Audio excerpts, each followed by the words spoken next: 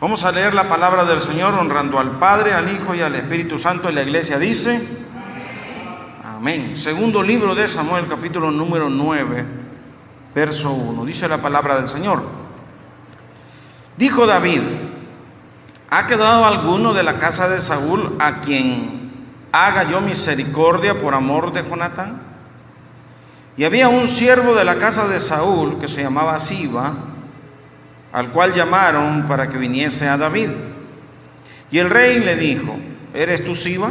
Él respondió: tu siervo.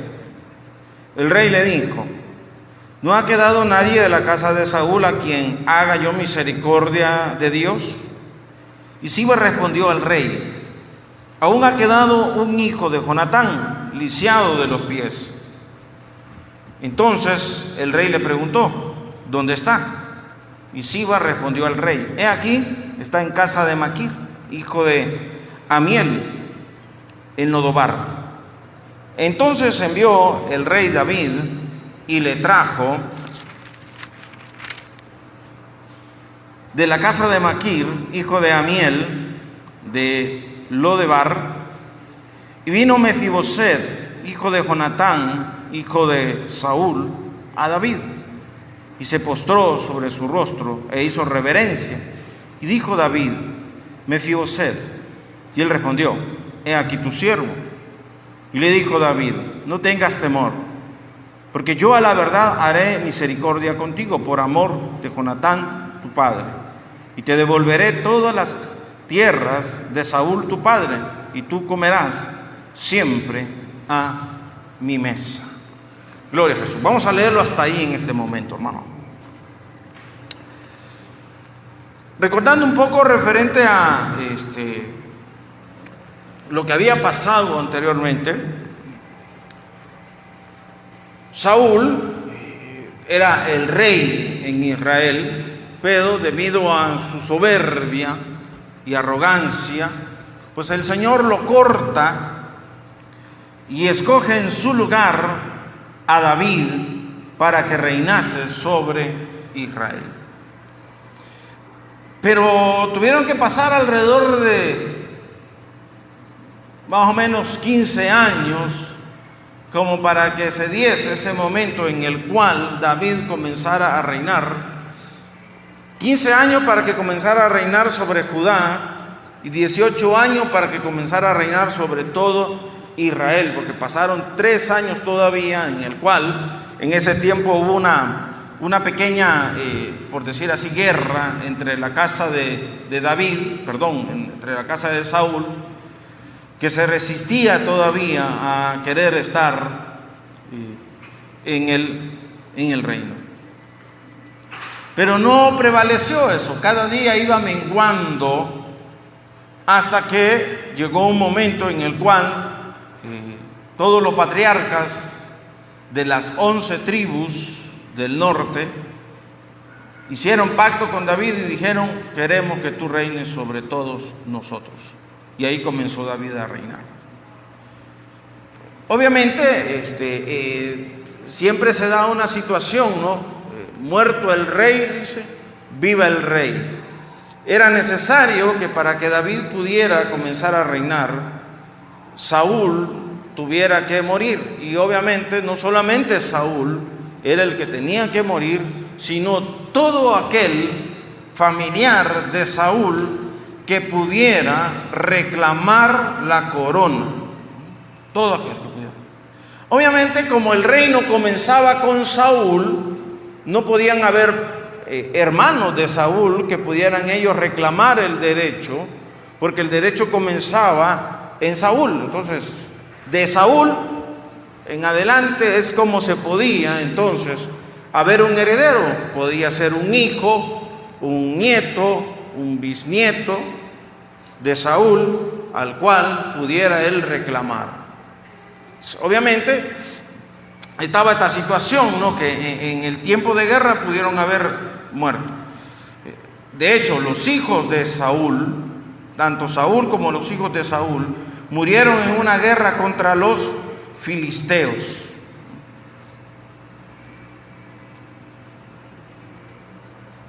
Viene David y recordando el pacto que había hecho con Jonatán, su amigo, comienza a preguntar referente a que si hay algún familiar por el cual él pudiera hacer misericordia. Obviamente David no era enemigo de Saúl. Saúl se había vuelto enemigo de David, pero David no era enemigo de Saúl. De hecho, vemos nosotros dentro de las historias que hemos venido estudiando que David tuvo la oportunidad de matar a Saúl en 2 ocasiones. Sin embargo, él no quiso hacerlo.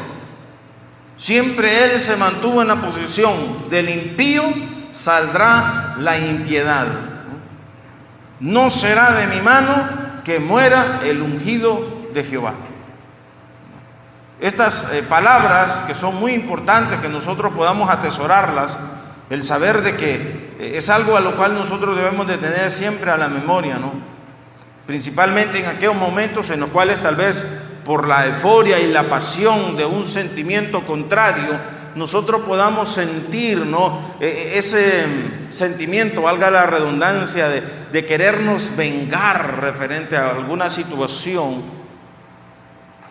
Poder tener presente, ¿no?, estas palabras que David mencionaba: del impío saldrá la impiedad. Que no sea de nuestra mano, sino que sea, ¿no?, que si por la maldad, ¿no?, que si es por el pecado, que no sea por parte de nosotros, sino que sea por parte de la misma maldad de la persona. Pero David aquí está, ¿no?, en esta situación. Y le hacen mención ahí de que sí, y que hay un siervo al cual puede dar noticias de esa persona a la cual él está preguntando. Lo hacen llamar, lo traen, le preguntan: ¿tú eres siervo de Saúl? Sí. Bueno, ¿conoces a alguien de Saúl con el cual yo pueda hacer misericordia? Y mencionan a este varón llamado Mefiboset. Pero Mefiboset tenía una situación, ¿no?, física, tenía un impedimento físico, no podía caminar, ¿no?, era lisiado de pies. En esta situación en la cual andaban huyendo por las situaciones, ¿no?, de la guerra, la encargada de cuidarlo, en su prisa por salvarle la vida, salió corriendo, y en ese afán, ¿no?, de ocultarlo para que no le dieran muerte, lamentablemente se le cayó, pues, ¿verdad?, y estando pequeño, pues se le dañaron sus piernas y quedó lisiado de sus piernas. Y lo manda a llamar. Obviamente cualquiera pudo haber pensado: lo manda a llamar, y lo manda a llamar para darle muerte.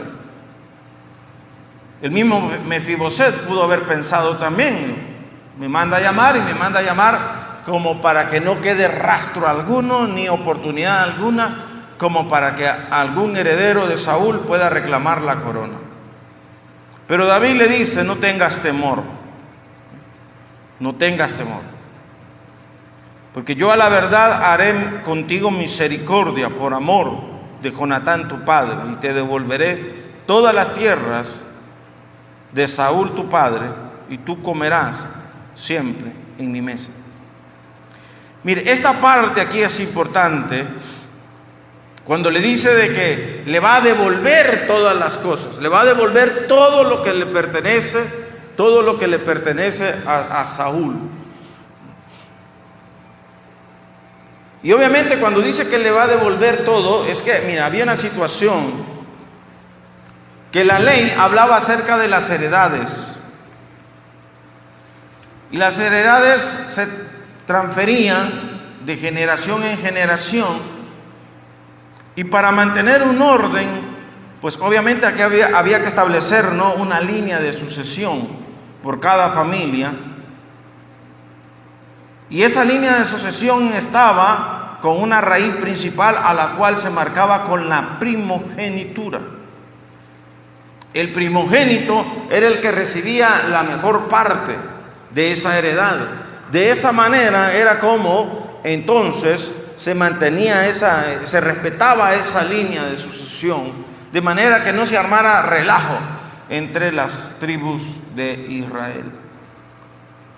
Pero lejos de esos, hermanos, lejos de lo que pudiera representar esa herencia, y por decirlo así, una herencia terrenal, la primogenitura tenía un trasfondo más allá todavía de eso, y eso nosotros lo podemos llevar en el caso de Jacob, por ejemplo, que Jacob, él peleó la primogenitura desde que estaba en el vientre de su madre. Y Jacob nació y Jacob creció viendo la primogenitura más allá de lo que pudiera representar las cosas materiales. En el caso de Esaú, su hermano gemelo y mayor por el hecho de haber nacido primero, heredero a la primogenitura, este lo veía desde otra perspectiva, lo miraba desde la perspectiva de lo material. Y él decía, ¿para qué me sirve a mí recibir lo material si al final me voy a morir? Pero Jacob no lo veía así. Jacob lo miraba más bien por el lado espiritual, no lo veía desde el lado material. Entonces, para Jacob, recibir la primogenitura representaba una bendición eterna. ¿Cuántos dicen amén? Más allá de esta vida, así lo veía Jacob. Entonces, hablar en este momento, ¿no?, de que David está haciendo misericordia de Mefiboset, devolviéndole lo que le pertenecía a Saúl, no solamente representaba la devolución de las cosas materiales, sino también de las bendiciones espirituales, hermanos. Las bendiciones espirituales. Hoy en día nosotros podemos ver, por ejemplo, los de la doctrina de la prosperidad agarran este versículo, y es uno de los versículos preferidos de ellos, no, para hacer mención acerca de la doctrina de la prosperidad, porque ellos se enfocan más de la parte material de este versículo y no de la parte espiritual de él.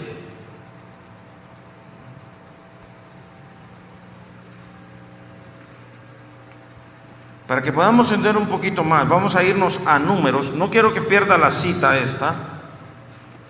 Y nos vamos a ir a Números, capítulo número 27.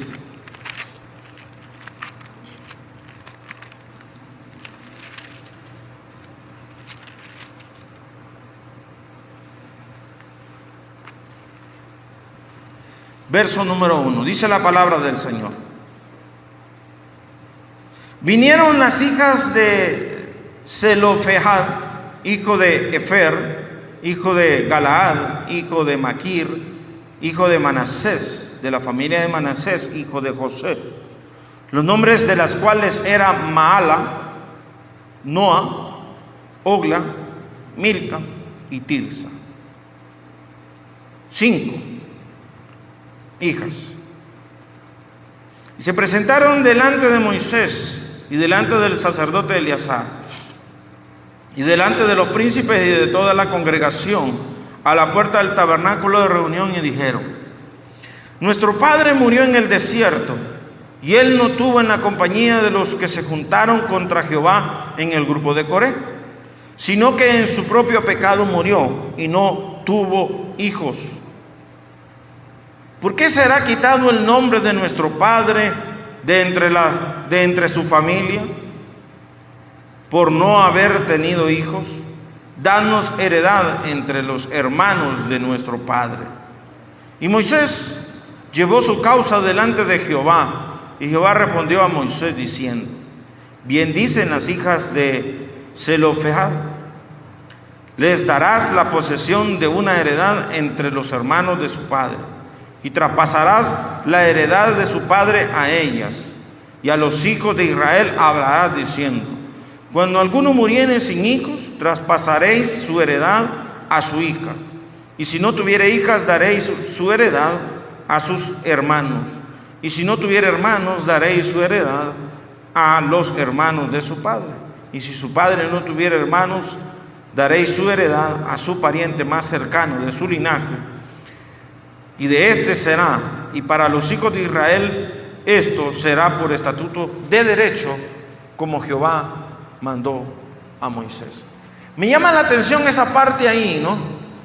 En el verso 4, cuando ellas van ante Moisés y le dicen: ¿por qué será quitado el nombre de nuestro padre de entre su familia por no haber tenido hijos? Esa parte, ¿no? Será quitado su nombre. Es que aquí viene la parte, ¿no? De marcar el nombre, hermanos. Pero no marcar el nombre solamente por tenerlo, sino para que ese nombre quede. Más allá de la muerte, que ese nombre quede marcado. Eso tiene una importancia espiritual. Tanto así que véalo usted como el mundo también en esa parte, el mundo también busca lo suyo, ¿no? Busca la manera de cómo marcar su nombre de manera que no quede borrado. Ve usted cómo personas, por ejemplo, buscan ser presidentes. Y no porque tengan una necesidad, no porque tengan un afán. Uno podría pensar y decir: ¿por qué este señor Donald Trump? Es un multimillonario, ¿no?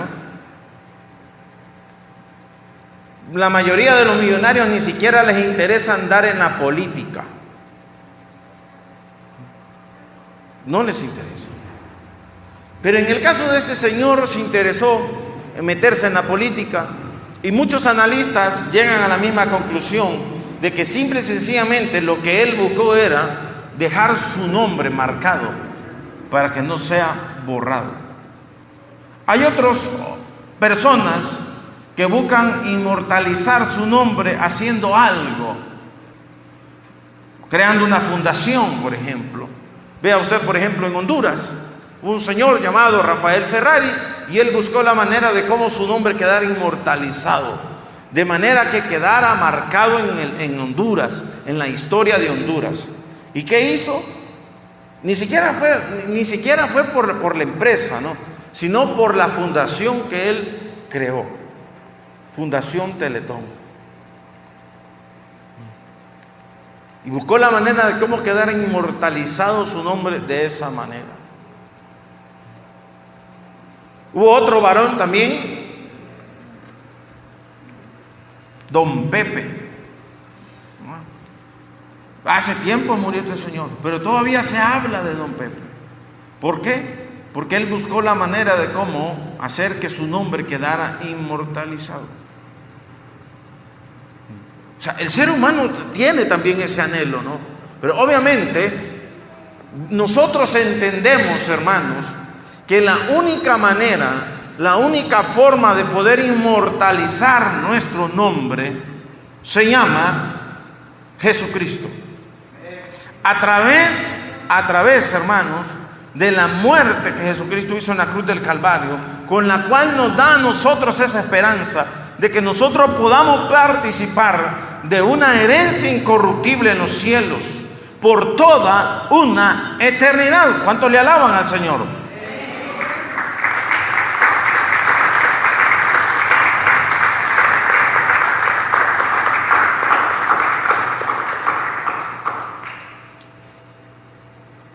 Las hijas de Zelofehad no estaban tan interesadas en la parte material. Estaban más interesadas en que el nombre de su papá no quedara borrado. Eso era lo importante. Que su nombre no quedara borrado. Regresamos al pasaje donde estábamos.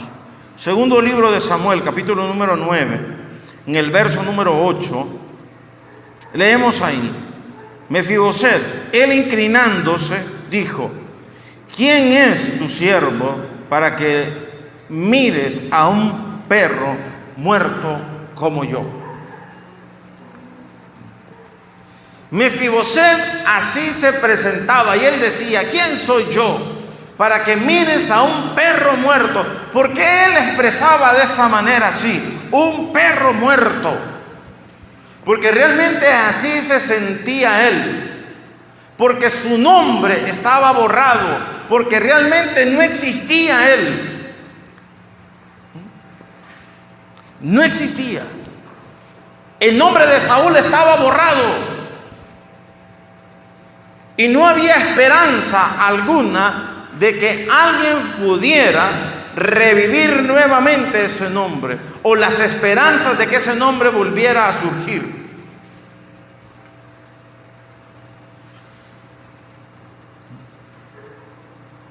El nombre, hermanos, el nombre. Aún el mismo Saúl, en el verso 24 del primer libro de Samuel, capítulo número 24, solo déle vuelta un par de hojas para atrás, 24, verso 16, vemos nosotros aquí como Saúl le dice: aconteció que cuando David acabó de decir estas palabras a Saúl, Saúl dijo: ¿no es esta la voz tuya, hijo mío David? Y alzó Saúl su voz y lloró. Y dijo a David: más justo eres tú que yo, que me has pagado con bien, habiéndote yo pagado con mal. Tú has mostrado hoy que has hecho conmigo bien, pues no me has dado muerte, habiéndome entregado Jehová en tu mano. Porque ¿quién hallará a su enemigo y lo dejará ir sano y salvo? Y Jehová te pague con bien por lo que en este día has hecho conmigo. Y ahora, como yo entiendo que tú has de reinar y que el reino de Israel ha de ser en tu mano firme y estable, júrame pues ahora por Jehová que no destruirás mi descendencia después de mí, ni borrarás mi nombre de la casa de mi padre. Entonces David juró a Saúl, y se fue Saúl a su casa, y David y sus hombres subieron al lugar fuerte. Mire que la preocupación de Saúl, ¿cuál era? Que no borrara su nombre. Que no borrara su nombre. Es que esa es una importancia que tiene, ¿no? Mantener el nombre, hermanos. Mantener el nombre. Lejos de lo material, lo que más les importaba a ellos era la bendición espiritual. Y esa bendición espiritual era mantener el nombre. ¿Cuántos dicen amén? ¿Cuál era la bendición? Mantener el nombre. Una bendición espiritual. Quiero que me acompañe en Hebreos capítulo número 11. Hebreos capítulo 11.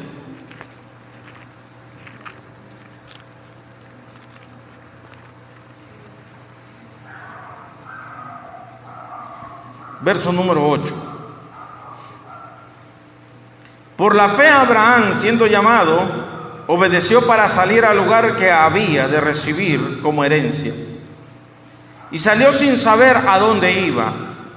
Por la fe habitó como extranjero en la tierra prometida, como en tierra ajena, morando en tiendas con Isaac y Jacob, coherederos de la misma promesa. Porque esperaba la ciudad que tiene fundamentos, cuyo arquitecto y constructor es ¿quién? Dios. Amén. Vea usted, los grandes patriarcas recibieron ellos una promesa, pero la promesa que ellos anhelaban, hermanos, no estaba tanto en la material, no era por la cual ellos se afanaban y se preocupaban, sino que era la bendición espiritual. El habitar, dice, en esa ciudad, en la ciudad cuyo arquitecto y constructor es ¿quién? Nuestro Padre Celestial. ¿Cuántos dicen amén? O sea, ellos no se afanaban por lo material en esta vida, hermano. Ellos se afanaban por la bendición celestial. Amén. La bendición celestial. ¿Cuál es la bendición celestial, hermanos? Mantener el nombre, hermanos. Mantener el nombre. Buscamos ahí en Lucas, capítulo número 15. Lucas 15, 22.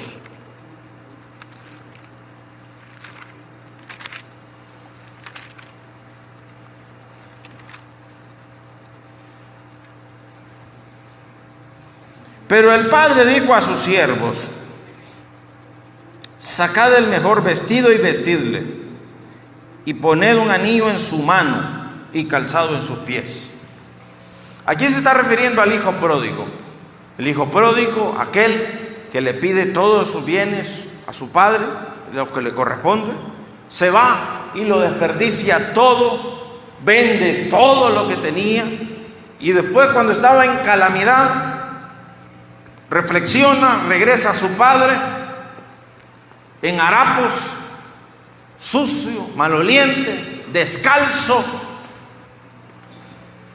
sin nada. O sea, cuando dice ahí ponerle anillo, porque venía sin anillo, hasta el nombre había vendido, hasta del nombre se deshizo.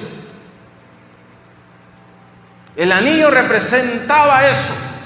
El anillo representaba el nombre de familia, el apellido, lo que nosotros hoy en día conocemos. Se deshizo de todo. Cuando regresan de su padre, el papá lo mira, lo manda a bañarse, lo limpia, lo muda, lo calza, le cambia la apariencia, le da la seguridad, y aparte de eso, todavía lo que había perdido se lo da, se lo regresa, el nombre. Le da el nombre. Es que esa es la importancia, hermanos, que tiene. Una importancia espiritual que tiene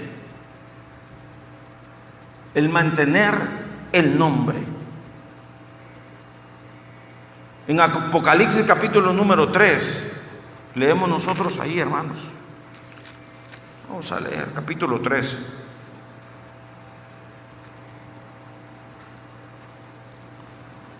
Escribe al ángel de la iglesia en Sardis, el que tiene los 7 espíritus de Dios y las 7 estrellas, dice esto: yo conozco tus obras, que tienes nombre de que vives y estás muerto. Sé vigilante y afirma las otras cosas que están para morir, porque no he hallado tus obras perfectas delante de Dios. Acuérdate pues de lo que has recibido y oído y guárdalo. Arrepiéntete, pues si no velas, vendré sobre ti como ladrón y no sabrás a qué horas vendré sobre ti. Pero tienes unas pocas personas en Sardis que no han manchado sus vestiduras y han andado conmigo en vestiduras blancas, porque son dignas. El que venciere será vestido de vestiduras blancas, y no borraré su nombre del libro de la vida, y confesaré su nombre delante de mi Padre y delante de los ángeles. Al que venciere, ¿qué dice ahí? No borraré su nombre del libro de la vida. Hermanos, el mantener el nombre representa el mantener la salvación. El recuperar el nombre, hermano, representa recuperar la esperanza de la vida eterna. ¿Cuántos dicen amén? Así que una persona que se ha descarriado, tal cual así como el hijo pródigo, pierde el nombre, porque hasta el nombre lo vende. Pero si esa persona se arrepiente, tal cual así como dice aquí en este pasaje, guárdalo y arrepiéntete, dice aquí, entonces sucede como el hijo pródigo cuando regresan de su padre, recupera el nombre. ¿Y cuál es la responsabilidad que cada uno de nosotros tiene, hermanos? Mantener ese nombre. ¿Cuántos dicen amén? Mantener ese nombre. Esa es la importancia que tiene, hermanos. Vean ustedes que desde la antigüedad todos siempre se preocupaban porque su nombre no fuera borrado. ¿Cuántos dicen amén? Capítulo 2, verso 17. El que tiene oído, oiga lo que el Espíritu dice a la iglesia.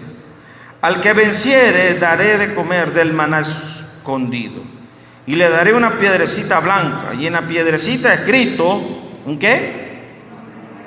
Un nombre nuevo, el cual ninguno conoce, sino aquel que lo recibe. ¿Cuántos anhelan ese nombre nuevo? ¿Cuántos lo anhelan? Amén, así es. Amén. Debemos de anhelarlo.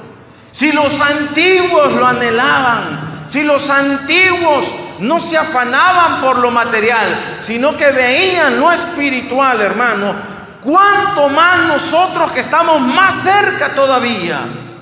¿Cuánto más nosotros que sí tenemos una esperanza, y una esperanza que no avergüenza, una esperanza viva que la hemos obtenido a través del sacrificio de Jesucristo en la cruz del Calvario?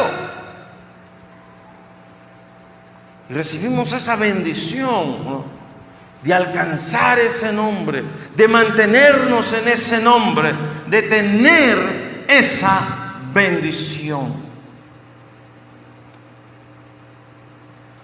El que Mefiboset, hermanos, regresara a la casa real, el que Mefiboset fuese recibido por el rey. Y no solamente eso, hermanos, sino que le dijo: te voy a devolver el nombre. Ya no se diga más un perro muerto, porque no vas a ser un perro muerto. Le dice: así va, tú te vas a encargar, tú vas a ser el mayordomo de todo lo de Mefiboset. Tú te vas a encargar de cuidarle todo, y todo lo que produzca tú le vas a rendir cuentas a Mefiboset. Pero Mefiboset se va a quedar aquí conmigo y va a comer conmigo. O sea, no solamente le dio el nombre, sino que también le dio la bendición, hermano, la bendición de estar al lado del rey. No una bendición cualquiera, no era cualquiera que comía a la mesa del rey. Y eso es una bendición que también nosotros tenemos, hermanos. Un privilegio que nosotros tenemos, al cual el Señor abrió un camino, dice la palabra del Señor, a través de rasgar aquel velo, el cual representa su carne cuando se desgarra, muriendo en la cruz del Calvario, y nos da libertad de entrar al lugar santísimo, y ahí, hermano, poder gustar de estar ante su presencia. Y ahí poder estar, hermanos, y gustar de lo que el Señor adereza delante de nosotros, para que nosotros gustemos de esas bendiciones espirituales, para que nosotros disfrutemos de estar de su presencia hermosa y maravillosa. Pero ¿qué pasa? Que nosotros muchas veces la menospreciamos.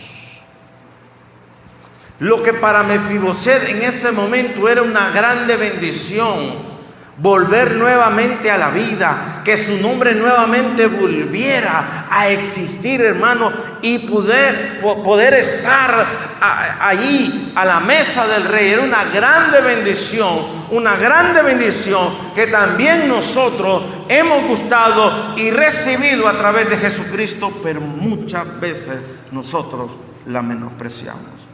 Pero me podría decir, ¿pero cómo la menospreciamos, pastor? ¿Verdad? Bueno, sí, la menospreciamos cuando nosotros venimos a la iglesia y venimos solamente por venir, nada más. Pero no venimos realmente con un corazón de decir, hoy me voy a meter a la presencia del Señor, hoy me voy a quebrantar y voy a ir a honrar la presencia del Señor, sino que solamente venimos por venir, venimos por costumbre. Siempre se va a resaltar esto, hermanos, de no venir a la iglesia por tradición o por costumbre, sino venir a la presencia del Señor porque realmente tenemos ese anhelo, porque tenemos esa hambre y esa sed de justicia, hermanos. ¿Y sabe qué va a pasar cuando realmente nosotros tengamos ese sentimiento en nuestro corazón? Que siempre vamos a hacer el esfuerzo de poder estar aquí. Siempre vamos a hacer el esfuerzo. Siempre vamos a hacer todo lo posible por poder estar delante de la presencia del Señor y poder disfrutar de su presencia, de poder disfrutar lo que el Señor adereza delante de nosotros, ese manjar espiritual, de poder alimentarnos, de poder nutrirnos espiritualmente, hermanos, y de esa manera nosotros podamos mantener nuestro nombre. ¿Cuántos dicen amén? Amén. Ríndale fuertes palmas al Rey.